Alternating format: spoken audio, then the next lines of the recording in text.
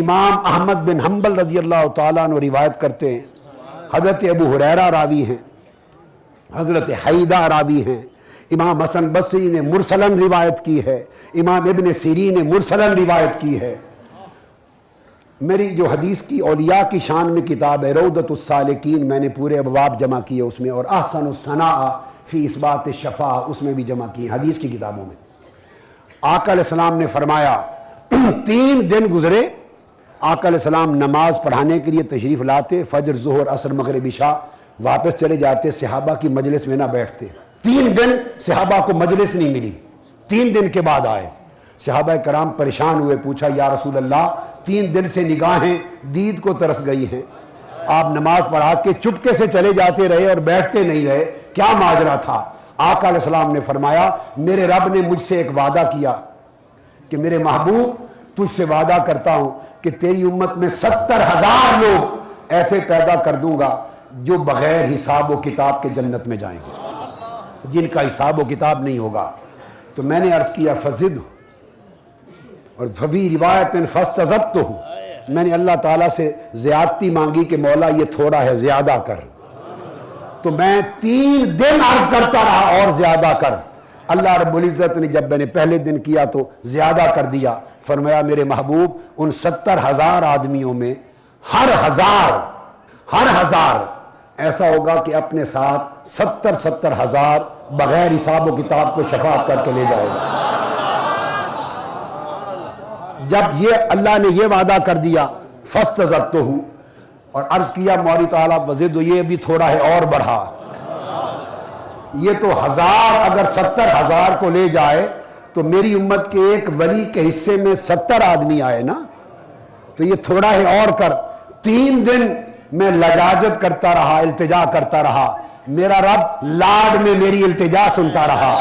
3 دن گزرے، آج وعدہ مکمل ہوا، میرے رب نے کہا وَلِكُلِّ وَاحِدٍ مِّنْهُمْ 70,000، میرے محبوب جا ان میں سے ہر ایک ولی کو یہ شان دیتا ہوں کہ قیامت کے دن خود تو جائے گا ہی، ایک ولی ان میں سے ایسا ہوگا کہ بغیر حساب و کتاب کے 70,000 لوگوں کو جنت میں لے کے جائے گا، بغیر حساب و کتاب کے۔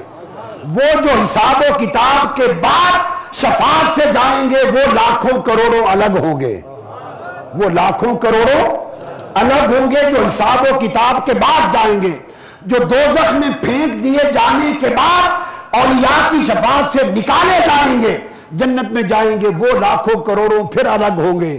یہ وہ لوگ ہیں کہ حساب و کتاب سے بھی پہلے وَلِكُلِّ وَاحِدٍ مِّنْهُمْ 70,000، بغیر حساب و کتاب کے ان میں سے ایک ولی اس شان کا ہوگا، حکم ہوگا 70,000۔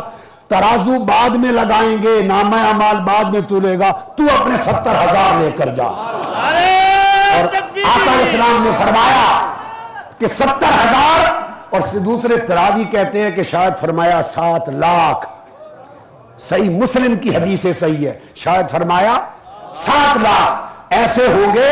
یہ جو سلاسل ہیں اولیاء کے، بعض لوگوں کے فہم میں اولیاء کے سلاسل طریقت سمجھ میں نہیں آتے، ان کے خانوادے، ان کے سلاسل، ان کے فیوزات، ان کی کڑیاں سمجھ میں نہیں آتی۔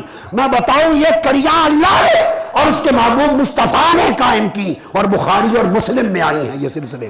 آقا نے فرمایا، صحیح مسلم کی حدیث ہے صحیح، 70,000 یا 7 لاکھ لوگ ایسے ہوں گے، ان کے چہرے 14ویں رات کے چاند کی طرح چمک رہے ہوں گے، ان اولیاء کے بغیر حساب و کتاب کے جنت میں جانے والے۔ انہیں حکم ہوگا اپنے متوسلین کو جنت میں لے جاؤ۔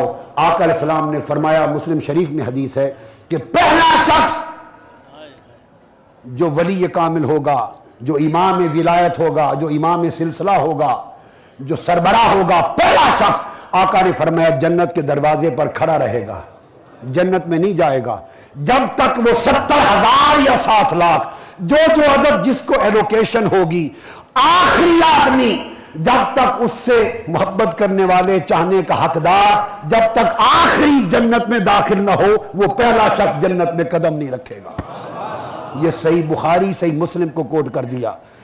تو اب یہ سخی وہ لوگ ہیں کہ خود تو درجہ پایا، مگر جو رب کی نعمت ملی اس دنیا میں بھی اور قیامت کے دن بھی یہ لاج نبھائیں گے اور سخاوت کے پورے فیضان کے چشمے کھولیں گے۔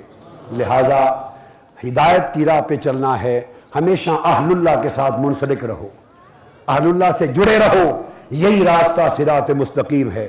اس راہ سے بھٹک گئے، کوئی کتاب اور کوئی علم آپ کو راہ ہدایت کی ضمانت نہیں دے سکتا۔